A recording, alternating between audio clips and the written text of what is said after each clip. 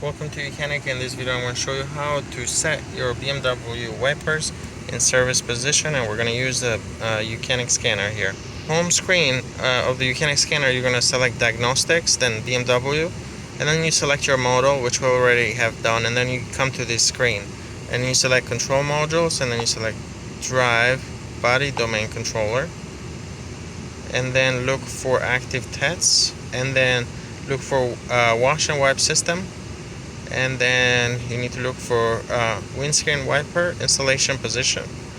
And you can see here we have already set our wiper in the service position, but if I you can activate it and deactivate it. So you can see we deactivated it, went down, activate it, wipers go up there. So you replace your wipers and come back and deactivate so they go down. Thanks for watching YOUCANIC, where you can be the mechanic.